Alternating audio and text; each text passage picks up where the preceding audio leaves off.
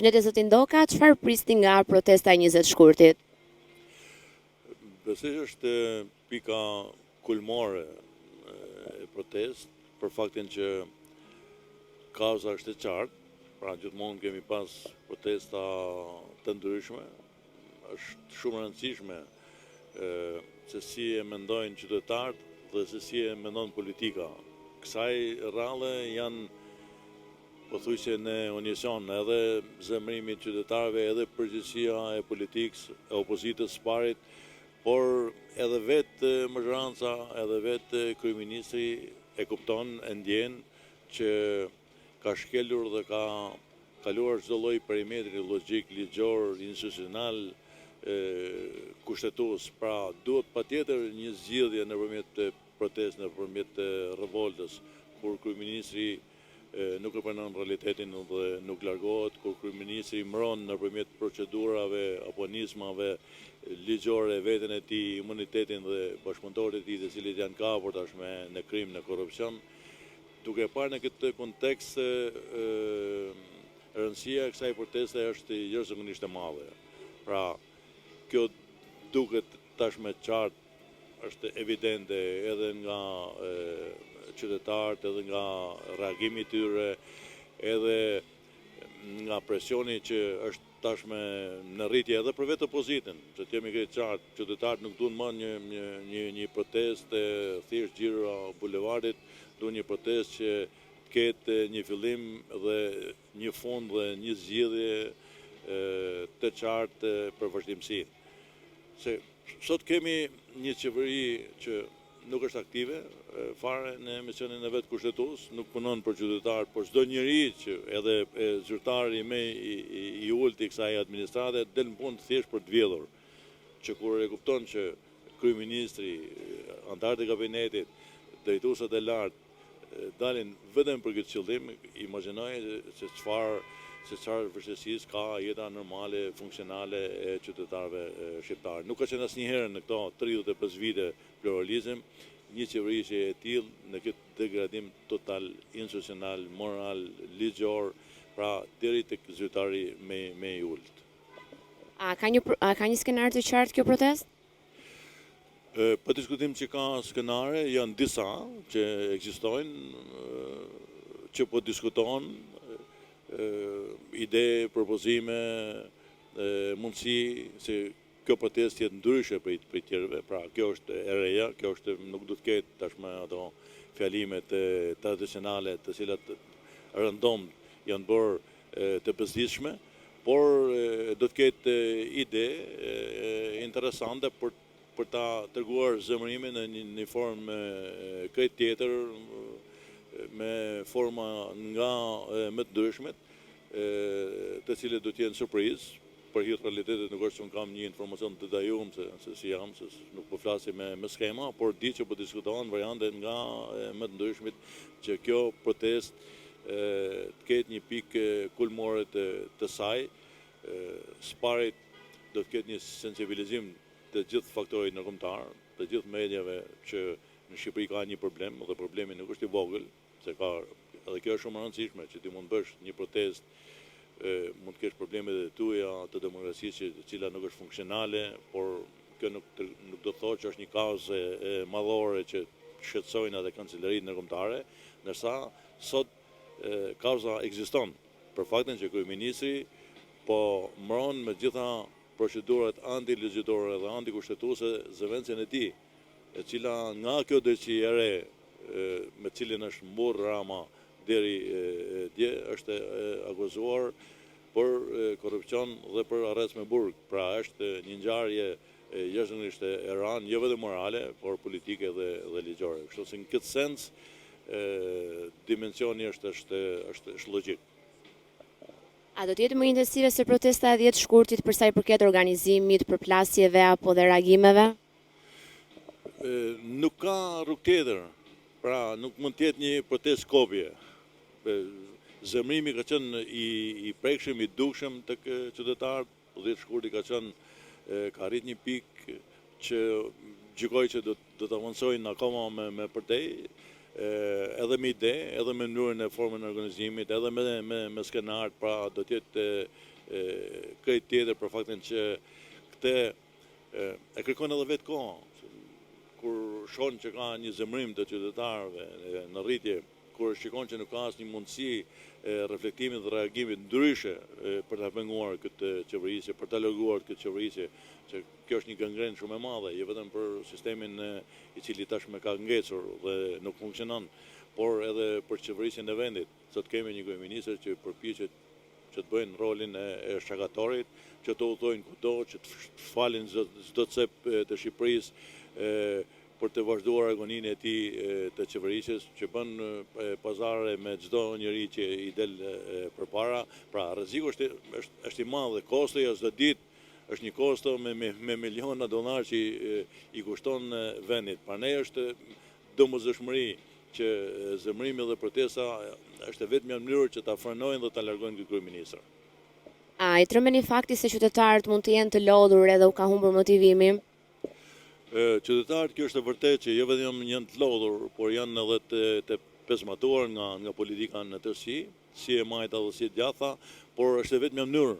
Pra është vetëm një rrugë sot protesta, do t'jetë gjithmonë, pra jo vetëm sot që unë jam pjesë e kësaj proteste, por edhe nesër çdo lloj proteste është shëndetshme për qytetarët, është vetëm një mundësi për te lodhes, pra janë kaza që ja vlen, jo vetëm për të zhvilluar, për të mbajtur ato, por për t'i kthyer në kulturë demokratike. Pra për te lodhes duhet një ndërgjegjësim sot nga qytetarët, që është momenti që çdo njeri, edhe socialistët e ndershëm, madje sot apo jam akoma u ngritan nga një takim që me miqtë e mi, cilët janë të majtë, kanë edhe përfaqësues Partisë Socialiste, cilët e kanë shqetësimin të lidhshëm brenda tyre, që thonë që kanë kaluar çdo lloj limitit. Madje distancon, thotë nuk është kjo Partia Socialiste, kjo është rilinda një band që del çdo ditë me të vetmin e mendim që si çat vjedhim sot, pra kjo është slogani i tyre. Kështu që duke e parë në këtë kontekst nuk ka pas asnjëherë qytetar me një bazë ka shumë gjërë, pra edhe vetë ato që kanë binet majta, edhe ato që e kanë votuar Edi Ramën apo qeverisjen e tij, sot janë të pesmatuar, sot janë të pushtëruar nga kjo sjellje arrogante, nga ky korrupsion galopant, nga një administratë që nuk ju shërben qytetarëve, por i vjedh çdo ditë ato. Kështu që duke parë në këtë sens, besoj që tashmë është një cikël i mbyllur, çdo njeri e ka të qartë që Edi Rama nuk largohet me zgjedhje. Zgjedhjet i vjedh, i manipulon, i tjetërson, pra ai largohet me protestë të fortë qytetarëve duke e penalizuar, duke e larguar. Është krijuar ideja që nuk largohen qeverisjet me protesta, por është një ide e gabuar, për faktin që është vetëm një mënyrë, ka mënyra edhe për ta penguar, edhe për ta larguar, edhe për ta shantazhuar, pra edhe kjo besoj që është rruga vetme dhe e duhur. A mendoni se mund të rrëzohet qeveria duke ngritur çadra? Po diskutim që qeveria nuk rrëzohet vetëm me çadrat, por rrëzohet nga qendresa qytetarëve. Pra nëse qytetarët do të arrijnë që të kenë një qendresë, kenë një skenar të qartë edhe për vazhdimsinë, edhe për fundin, edhe në qartësinë vetë edhe politike, pra pa diskutim që opozita ka pjesën e përgjegjësisë shumë të madhe, jo vetëm taktike, por edhe politike, edhe synimin se cili do të jetë rruga më e mirë e mundshme për të arritur në atë fitore. Kështu që duke e parë në këtë sens, nuk janë vetëm çadrat, mund të jenë grevarisë, mund të jetë qytetarë që qëndrojnë aty duke rrethuar institucionet, nuk është përplasja rruga, nuk është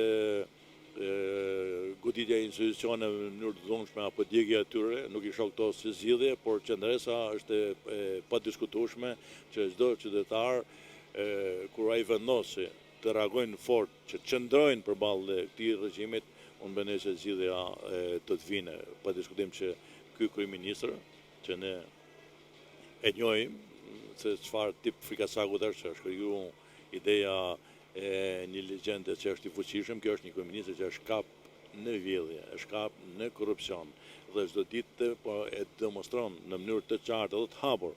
Pra, ky takohet haptas me njerëz, i ditë e nxjerr ishullin si shkëmbim për pushtetin e tij, i ditë tjetër jep një pjesë të bregtetit dikujt tjetër, diku bën luftë në një vend tjetër me qytetarët për llogaritë e oligarkëve.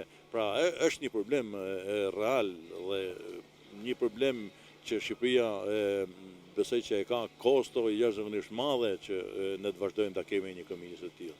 Zgjedhjet janë ato me balanca të qarta apo një qeveri teknike që të paktën ta çlirojmë vendin nga kjo agoni, nga ky konflikt politik i tezkashëm për 35 vite. Ku ndryshon çadra juaj nga çadra e Bashës në 2017? Nuk është problem çadrës, është problem moralit. Pra, edhe Basha me atë çantët e tij të famshme arriti një produkt, pra arriti që të ketë një qeveri teknike, por për fatin e keq Basha s'kishte karakterin, s'kishte moralin, s'kishte qëndrueshmërinë. Kjo është një ndryshim shumë i madh. Pra, këtu është ndryshimi mes jo mes çadrave, po mes leadershipit, mes kauzave, kur ti je i qartë dhe krijon besimin tek qytetarët. Pra, është një ndryshim drastik për faktin që edhe Basha, nëse do t'i qëndronte kauzave parimore që pati, do të ishte kryeministri i vendit. Pra, nuk do të ishte një langaras i cili sot nuk zon respektin e asnjë lloji qytetarit. Po kjo e dallon çdo lloj politikanit me qëndrimin, me konsekuencën, me karakterin që ballafaqohet, me përgjegjësinë që ka ndaj vendit, ndaj atyre që e kanë mbështet dhe Basha nuk e kishte një tillë. Ndërsa Berisha të paktën e ka ruajtur një standard tjetër në raport me ligjin, në raport me kushtetutën, në raport me përgjegjësitë ndaj atyre që e mbështesin, por edhe në raport me qytetarët. Pra, Berisha sot edhe nga të majtit nuk akuzohet që një personazh që është tallur me buxhetin e tyre, që i ka futur dorë në buxhetin e tyre. Pra, Berisha ka mëkate të demokracisë funksionale, që unë jam ndër ato politikan që e kam kritikuar, por jo në aspektin e administrimit shtetit. Është një ndryshim shumë i madh dhe kjo besoj që jep epërsi të jashtëzakonshme edhe politike edhe morale zotit Berisha. Nëse keni një mesazh apo thirrje për gjithë protestuesit? Po diskutim që është një mesazh që del vetvetiu. Sot është momenti çdo njeri që dalin protestojnë. Pra, dalin sot, dalin nesër, dalin kujdo regjimi. Është vetëm formë, është vetëm mënyrë që çdo lloj qeverisje ta ketë peshin e frikës dhe ndjenjen e protestuesve e reagimit të qytetarëve. Pra, për fatin e keq ne nuk kemi një kulturë demokratike këte.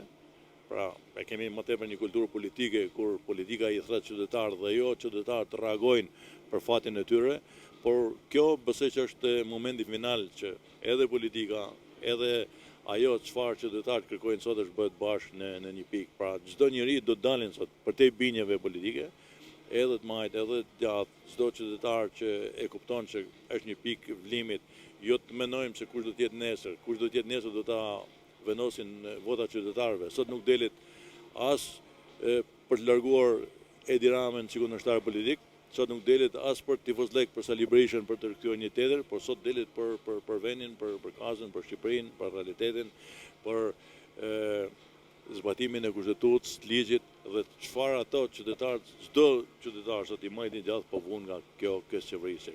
Kjo është thelbi edhe i protestës nesër. Pra, çdo qytetar nesër ndoshta është pika e vlimit, se gjithmonë ka një njësi mace që ajo val nga 10 te 20 rritet me ashpërsimin, por prezenca edhe një personi do ta shohin veten se unë do të jem ajo pika që do të vlojnë edhe kazanin e Tiranës për të larguar atë. Faleminderit. Nasi, faleminderit ju.